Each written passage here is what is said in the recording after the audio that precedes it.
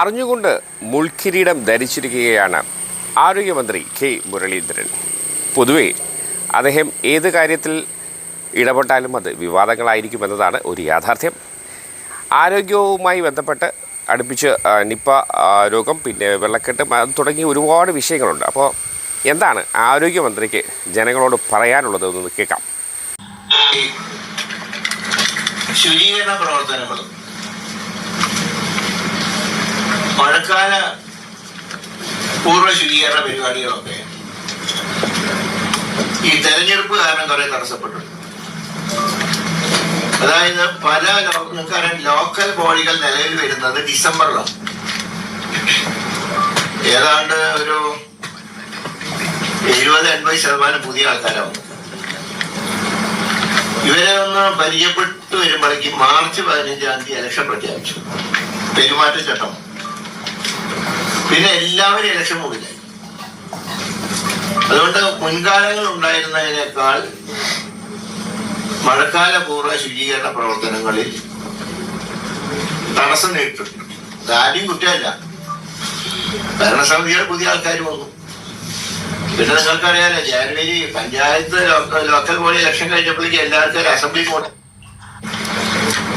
സ്വാഭാവികമാണ്, ഇതിലിപ്പോ ആരും കുറ്റം പറഞ്ഞിട്ട് കാര്യമില്ല.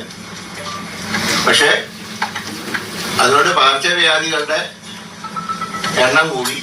കാരണം ലോക്കൽ ബോഡിയാണ് ഇതിന്റെ അന്തരീക്ഷം ശുചീകരണത്തിൽ അവർക്കും പങ്കുണ്ട്, എല്ലാവർക്കും പങ്കുണ്ട്. എല്ലാവരും കൂടെ വിചാരിച്ചാൽ നടക്കും, ആരെയും കുറ്റം പറഞ്ഞിട്ട് കാര്യമില്ല. അപ്പൊ ഇങ്ങനെയൊക്കെ സാഹചര്യത്തിൽ പിന്നെ മാത്രമല്ല, പരിശോധനയും ഞങ്ങൾ കുറെ വിപുലമാക്കി. അവിടെ ഈ യാഥാർത്ഥ്യം മൂടി വയ്ക്കേണ്ട കാര്യമില്ലല്ലോ, പകർച്ചപ്പനിയല്ലേ. യാഥാർത്ഥ്യം മൂടി വയ്ക്കാതെ നമ്മളീ പാലിക്കും ഭാവി. അതുകൊണ്ട് സത്യമായി തന്നെ ഇരിക്കട്ടെ. ഇനിയിപ്പൊ അതിന്റെ എന്തായാലും വിമർശനങ്ങൾ ഉണ്ടാവും. ഒന്നും ചെയ്താലും ഉണ്ടാവും, ചെയ്തില്ലെങ്കിലും ഉണ്ടാവും. പ്രവർത്തികൾ ചെയ്യാൻ തന്നെയാണ് ഞങ്ങൾ തീരുമാനിച്ചിട്ടുള്ളത്. അതനുസരിച്ച് കാര്യങ്ങൾ വരുന്നുള്ളൂ. പക്ഷെ ഇങ്ങനെ ഈ രോഗം വ്യാപിക്കുന്ന ഒരു സാഹചര്യത്തിൽ തീർച്ചയായിട്ടും അതിനൊരു കൺട്രോൾ ചെയ്യണം. കൺട്രോൾ ചെയ്യണമെങ്കിൽ ഈ മേഖലയിലൊക്കെയുള്ള വിദഗ്ധരായിട്ടുള്ള ആളുകൾ, ഒന്ന് രോഗം ഉള്ള സ്ഥിതി, അതിനെ പ്രതിരോധിക്കണം. രോഗം വരാതിരിക്കാനുള്ള മാർഗം അത് പരിശോധിക്കണം. പിന്നെ മൃഗങ്ങളിൽ നിന്ന് മനുഷ്യനിലേക്ക് പകരുന്ന രോഗം അത് പരിശോധിക്കണം. ഇതിന്റെയൊക്കെ അടിസ്ഥാനത്തിൽ ഇന്ന് കാലത്ത് ഒരു വിപുലമായിട്ടുള്ള യോഗം ഇന്ന് എന്റെ ചേംബറിൽ കൂടി. അത് കുറെ കാര്യങ്ങൾ ഡിസ്കസ് ചെയ്തുകൊണ്ടാണ് ഈ ഇന്നത്തെ യോഗ അല്പം നീണ്ടുപോയാൽ നിങ്ങൾക്കൊരു ബുദ്ധിമുട്ടായി. അപ്പോ ഈ പകർച്ചവ്യാധികളെ നിയന്ത്രിക്കാൻ ഒരു ഹൈപ്പവർ കമ്മിറ്റി വേണം എന്നുള്ളൊരു ധാരണ മൊത്തത്തിൽ ഉണ്ടായി. അപ്പൊ അങ്ങനെ വരുമ്പോ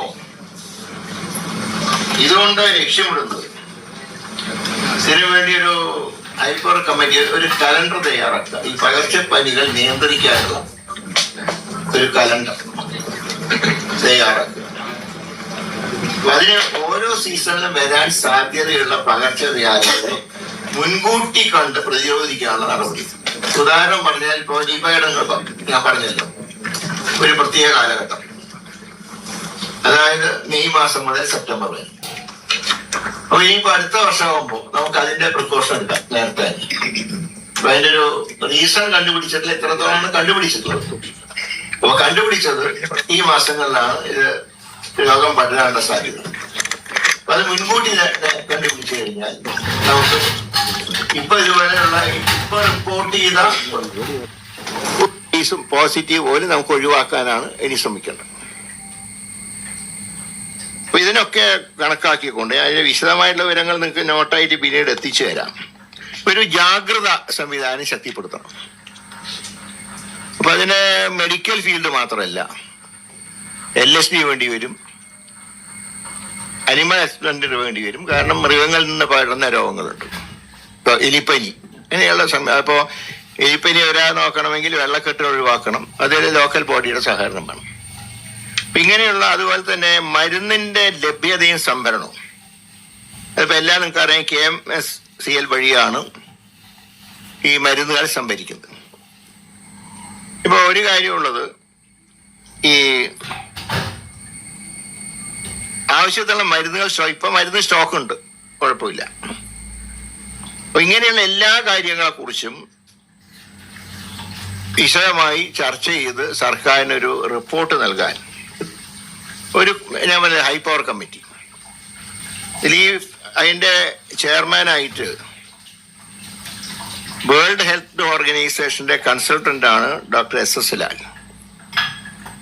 അദ്ദേഹം ചെയർമാനും principal secretary doctor Sharmila Mary Joseph, അവരാണ് പുതിയ പ്രിൻസിപ്പൽ സെക്രട്ടറി. അവർ കോഓർഡിനേറ്ററായി.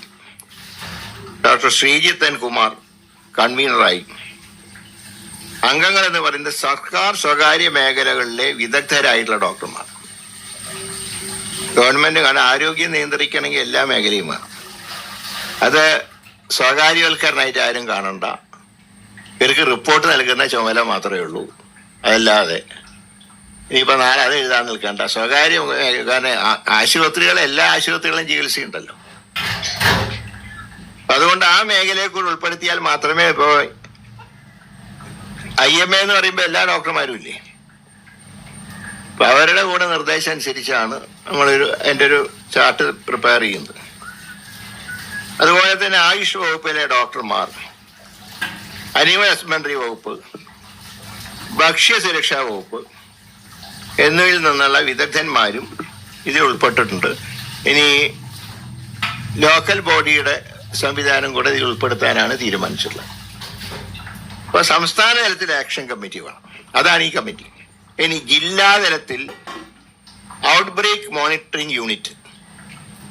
ജില്ലകളിൽ വരുമ്പോൾ ചില രോഗങ്ങൾ ജില്ലകളിൽ മാത്രം. ഇപ്പോൾ ഷിഗല്ല എന്ന് പറഞ്ഞാൽ പാലക്കാടില്ല, ഇപ്പോൾ റിപ്പോർട്ട് ചെയ്തിട്ടില്ലല്ലോ, പത്തനംതിട്ട വന്നിട്ടില്ല. അപ്പം അങ്ങനെയൊക്കെയുള്ള, അതേ സമയത്ത് ആ ജില്ലകളിൽ ചിലപ്പോൾ ഡെങ്കിപ്പനി ഉണ്ടാവാം, മറ്റ് അസുഖങ്ങൾ റിപ്പോർട്ട് ചെയ്യാം. അപ്പം അതാത് ജില്ലകളിൽ ഒരു ഔട്ട് ബ്രേക്കിംഗ് മോണിറ്ററിംഗ് യൂണിറ്റ് സ്ഥാപിക്കാൻ തീരുമാനിച്ചിട്ടുണ്ട്. ജില്ലാതലത്തിൽ ആക്ഷൻ കമ്മിറ്റി, പ്രതിരോധ പ്രവർത്തനങ്ങൾ ഏകോപിപ്പിക്കാൻ വേണ്ടിയിട്ട്. ഇതിനെ സംസ്ഥാനത്തിലെ റാപ്പിഡ് ടീമിനെ കൂടെ, RRT ടീമിനെ കൂടെ ഇതിൽ ഉൾക്കൊള്ളാവുന്നതാണ്. സംസ്ഥാനതല ഔട്ട് ബ്രേക്കിംഗ് മോണിറ്ററിംഗ് കമ്മിറ്റി കൂടെ രൂപീകരിച്ച്, അപ്പൊ ഇതിന്റെ ലക്ഷ്യമൊന്നും മറ്റൊന്നുമല്ല, പഞ്ചായത്ത് ലെവൽ വരെ ഉണ്ടാവാൻ സാധ്യതയുള്ള രോഗങ്ങളെ പ്രതിരോധിക്കുക. രോഗങ്ങൾ റിപ്പോർട്ട് ചെയ്ത സ്ഥലത്ത് അതിനെ എങ്ങനെ പ്രിവെന്റ് ചെയ്യുന്നുള്ളതിനെ കുറിച്ച് അന്വേഷിക്കുക. ഒരു കാര്യം ഞാൻ പറയാം, ഇതിന്റെയൊക്കെ ഫൈനൽ അതോറിറ്റി എന്ന് പറയുന്നത് ആരോഗ്യ മന്ത്രാലയം തന്നെയാണ്. പ്രിൻസിപ്പൽ സെക്രട്ടറി, DME, DHS തുടങ്ങിയ സംവിധാനങ്ങളാണ് ഏത് നിർദ്ദേശം ആരോഗ്യ വകുപ്പിൽ നടപ്പാക്കുക.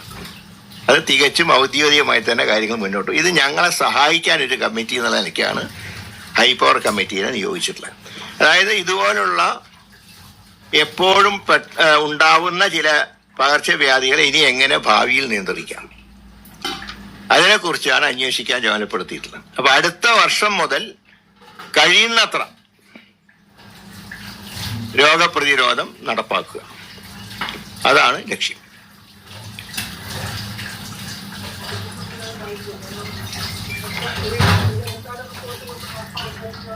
അല്ല, ഇതിനൊരു സ്ഥിരം സംവിധാനമായിട്ട് തന്നെ പോകും. അതാ, അതെ, യെസ്.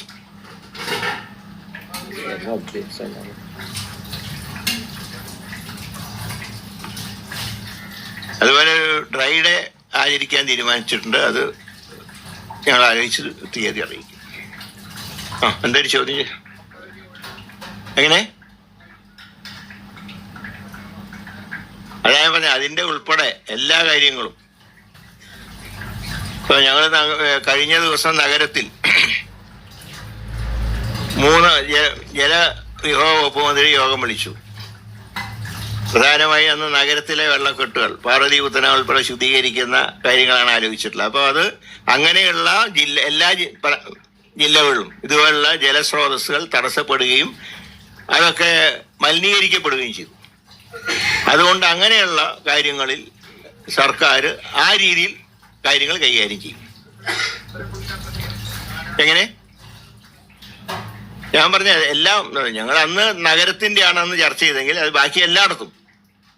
കാരണം അതാണ് ഈ രോഗങ്ങളുടെ വലുതിന്റെ ഉത്ഭവം. ഒരു കാലത്ത് പാർവതി ഉത്തനാലിലൊക്കെ മുങ്ങി കുളിച്ചൊരു കാലം ഉണ്ടായിരുന്നു. ഇപ്പൊ മുങ്ങിയാലത്തെ അവസ്ഥ എന്താന്ന് നിങ്ങൾക്ക് അറിയാലോ. ആ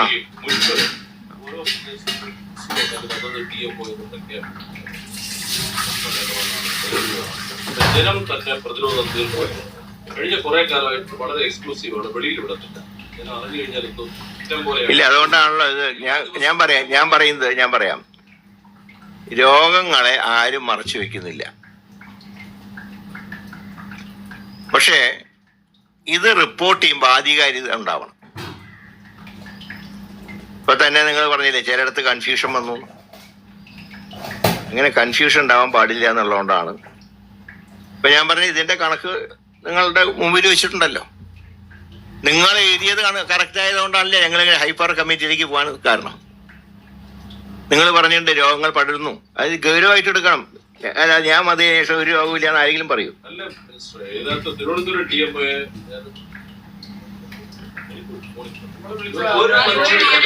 ഫോണിൽ വിളിച്ചാൽ എല്ലാവരും എടുക്കണം എന്നുള്ള നിർദ്ദേശം ആരും ഫോൺ എടുക്കണ്ടെന്ന് പറഞ്ഞിട്ടില്ല.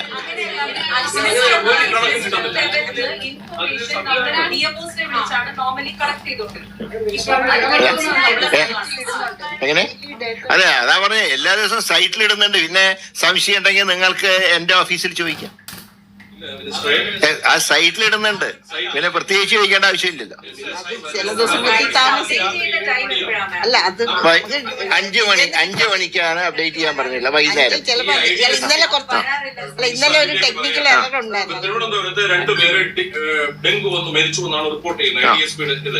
എളുപ്പത്തിന് ഡയറക്ടറേറ്റ് പറയുന്നതിന് ന്യായങ്ങളുണ്ട്, അതുകൊണ്ടാണ് പറയുന്നത്.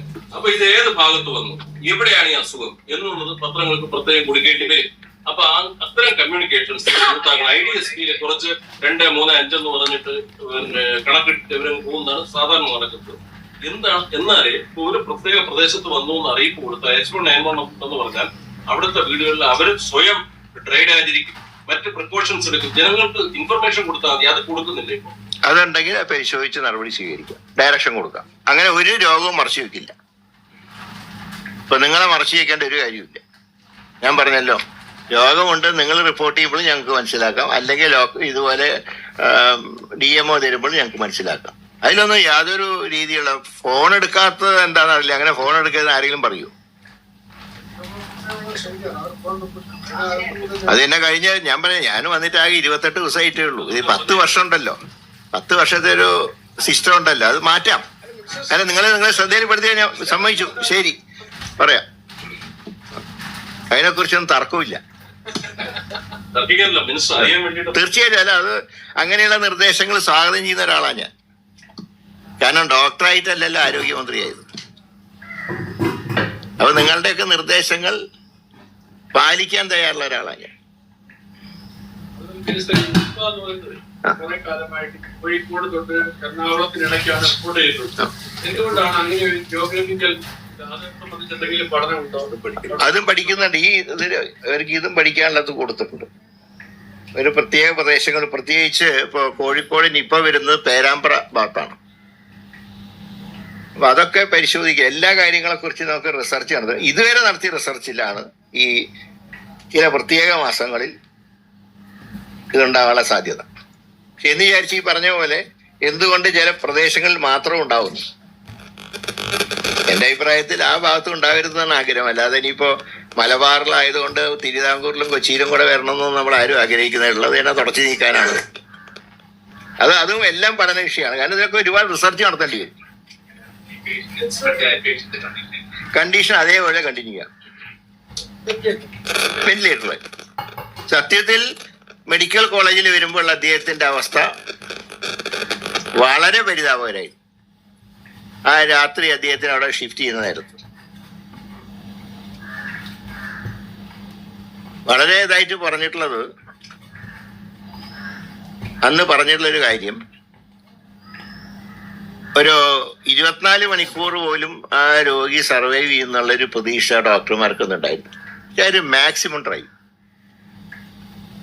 ഈ കാര്യത്തിൽ ഒരു ഇതുണ്ട്, ഡോക്ടർമാരും താഴെയുള്ള ക്ലീനിങ് സ്റ്റാഫ് വരെ എല്ലാവരും സഹകരിച്ചുകൊണ്ടാണ് ഈ ഇത്രയും നേട്ടം ഉണ്ടാക്കാൻ കഴിയും. അതിന്റെ ക്രെഡിറ്റ് കൂടെ അവർക്കാണ്. എല്ലാ മരുന്നുകളും ഇപ്പൊ സ്റ്റോക്കുണ്ട്. ഇത് സംബന്ധിച്ച് എല്ലാ മരുന്നും ഇല്ല. ഇന്ന് തീരുമാനിച്ചിട്ടല്ലേ ഉള്ളൂ. As early as possible. അവലോകന യോഗങ്ങൾ ഇടയ്ക്കിടയ്ക്ക് ഞങ്ങൾ ആഴ്ചയിൽ നടത്തണമെന്ന് തീരുമാനിച്ചു.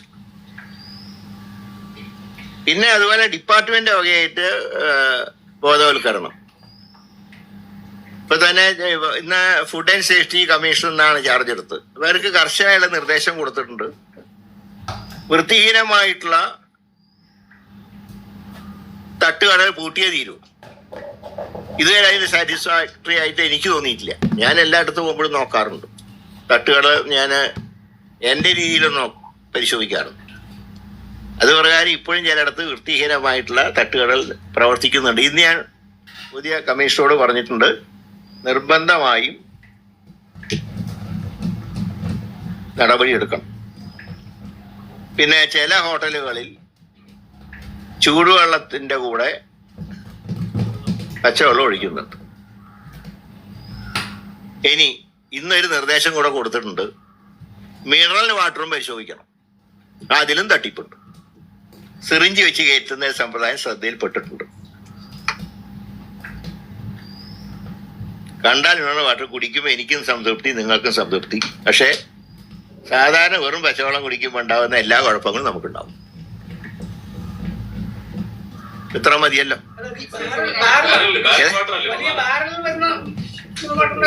അല്ല, നമ്മുടെ കുപ്പികളിലും ഉണ്ട്, ബാരലും ഉണ്ട്, കുപ്പിയുണ്ട്. അതും നോക്കാൻ പറഞ്ഞിട്ടുണ്ട്.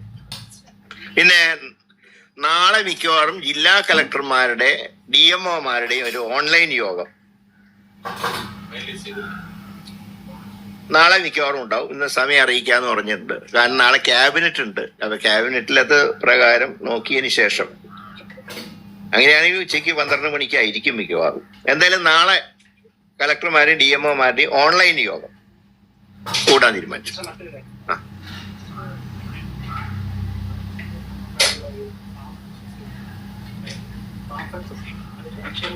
ഞാനതൊക്കെ മാറി, ഞാനതൊക്കെ കൊടുത്തു. അതായിട്ട് ഒരു ബന്ധുവില്ല. അത് കേസെടുത്തോടെ വന്നാലെന്താ, കേസെടുത്താലെന്താ, ഞാനൊരു കക്ഷിയല്ല. അതിപ്പോ ഇനി ഒരുപാട് പറയാലോ. 2008 നടന്നതിന്റെ ഇപ്പൊ ഗെയിമറിൽ ചേട്ട പേര് പറയണമെങ്കിൽ പിന്നെ വല്ലതും ഉണ്ടാവും. അത് അന്വേഷിച്ചോട്ടെ. ഇനി വേണമെങ്കിൽ വിജിലൻസോ ആരന്വേഷിച്ചാലും കുഴപ്പമില്ല. ഏതാ? അതായത് സ്വർണ്ണ തട്ടിപ്പ് കേസിൽ പെട്ടവരെയൊക്കെ ചില മർമ്മപ്രധാനമായിട്ടുള്ള സാധനങ്ങൾ നിയമിച്ചുകൊണ്ട് മിനിഞ്ഞാന്ന് ഒരു ഉത്തരവിറങ്ങി. ഞാനത് പരിശോധിച്ചു. ഞാൻ ആ നേരത്ത് ദേവസ്വം ബോർഡ് പ്രസിഡന്റിനെ വിളിച്ചപ്പോൾ അദ്ദേഹം ഫോൺ സ്വിച്ച് ഓഫ് ആണ്. അപ്പൊ പിന്നെ ഒരു ഔദ്യോഗിക കത്ത് കൊടുക്കാൻ തീരുമാനിച്ചു. കത്തിൽ പറഞ്ഞിട്ടുള്ള ഇത്രയേ ഉള്ളൂ: വിവാദങ്ങൾ ഉണ്ടാക്കുന്നവരെ, കേസുകളിൽ സംശയത്തിന്റെ നിഴൽ നിൽക്കുന്നവരെ ഒരൗദ്യോഗിക സ്ഥാനങ്ങളിൽ നിയമിക്കരുത്. പക്ഷേ ദേവസ്വം ബോർഡിന് സ്വയംഭരണാധികാരമുണ്ട്. ഞാൻ പറഞ്ഞ കേൾക്കണമെന്നില്ല. അങ്ങനെ കേട്ടില്ലെങ്കിൽ ഈ കൊള്ളയിൽ നിങ്ങൾക്ക് ഉത്തരവാദിത്വം ഉണ്ട് എന്ന് ഗവൺമെന്റിന് കണക്കാക്കേണ്ടി വരും. അത് പറഞ്ഞിട്ടാണ് കത്ത് കൊടുത്തത്.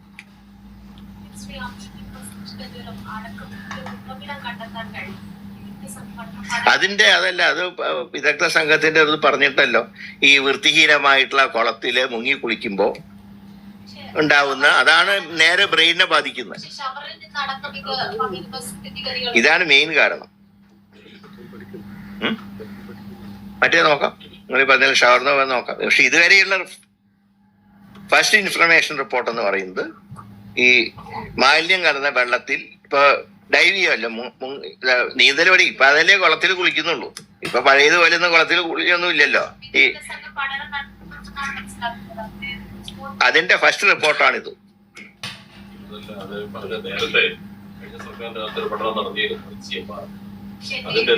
അല്ല, അതിന്റെ റിപ്പോർട്ട് ഇത് മാത്രമേ പറയുന്നുള്ളൂ.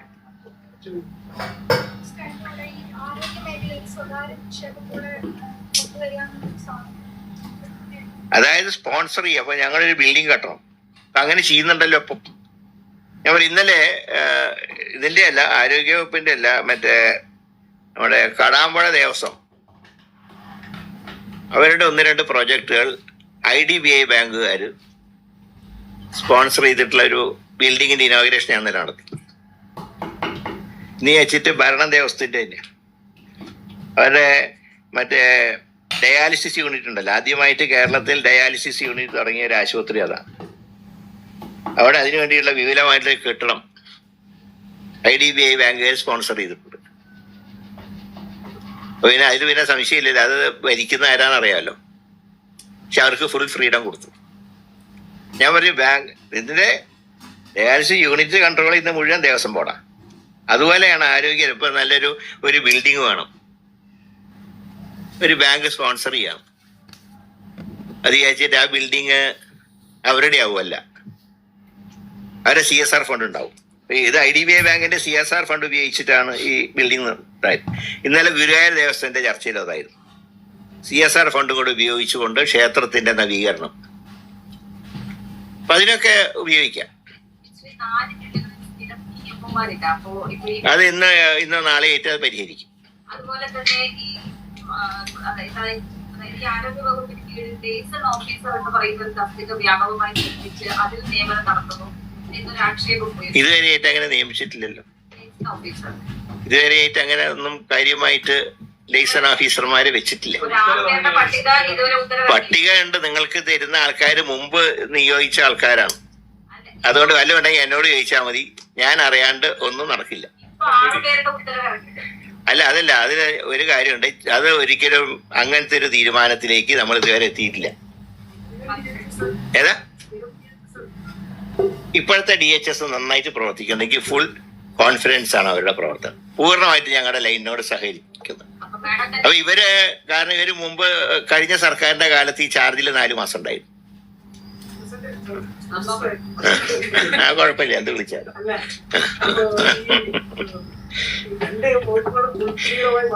അല്ല, അതല്ലെങ്കിലും ഉണ്ടല്ലോ, ഇത് അറിഞ്ഞുകൊണ്ട് തന്നെയല്ലേ എടുത്തത്.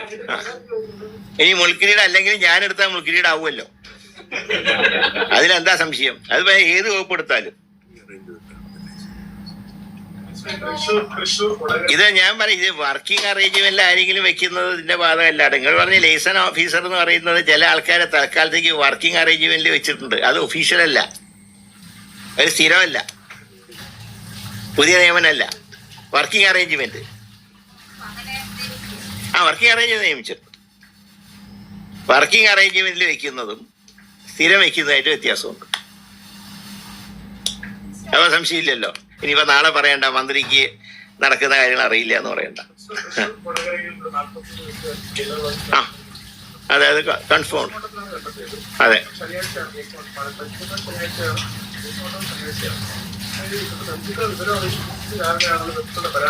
അല്ല, ഇന്നലെ തന്നെ ഞങ്ങൾക്ക് മെസ്സേജ് കിട്ടിയിരുന്നു കല്യാണം.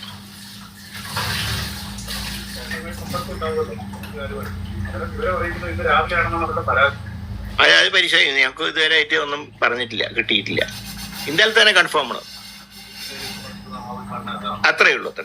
ആ മരണം 43 വയസ്സുകാരൻ്റെ. ഇല്ല, അത് തയ്യാറാക്കി അറിയിക്കും. അപ്പൊ നാളെ 12 മണിക്ക് കളക്ടർമാരുടെ ഓൺലൈൻ യോഗം 12 മണിക്ക്. ഇനി തൽക്കാലം സംശയമൊന്നും ഇല്ലല്ലോ, ഇനിയും കാണാലോ.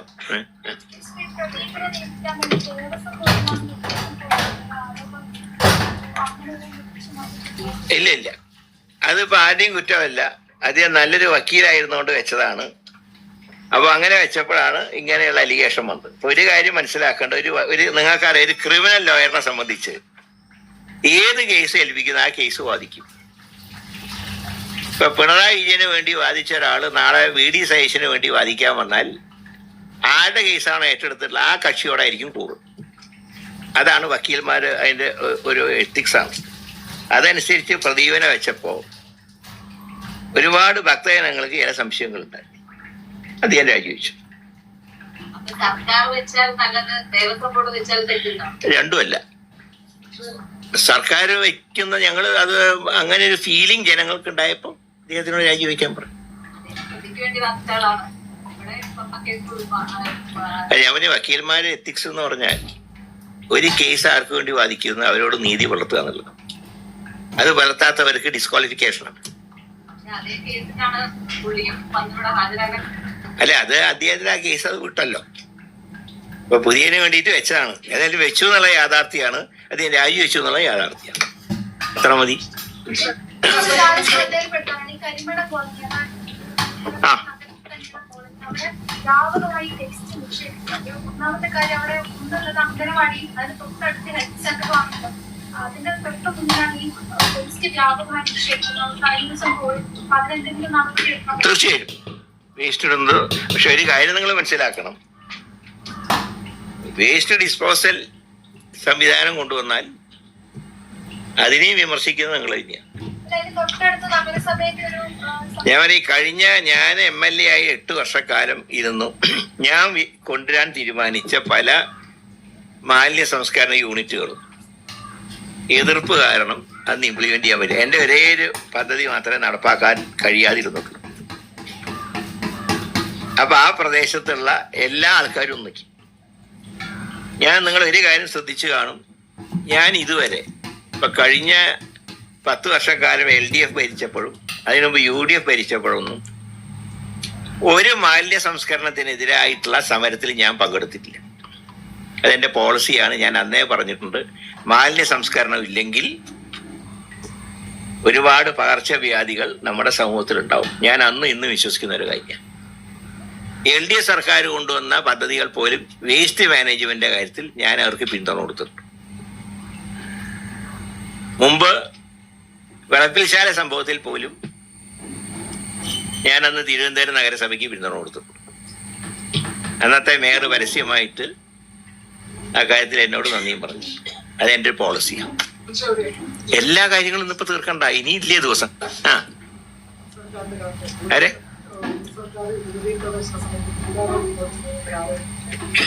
അതുകൊണ്ടാണല്ലോ പത്മകുമാറിനെ പുറത്താക്കലിന് വരെ സസ്പെൻഷൻ ആക്കിയത്. കാരണം പല സത്യങ്ങൾ അധികം വിളിച്ചു പറയുന്നുള്ളതുകൊണ്ട്. അതാണല്ലോ അതിന്റെ കാര്യം. മയത്തിലൊന്ന് തലോടി വിട്ടതാ പത്മകുമാറിന്. ശരി ശരി, താങ്ക് യു.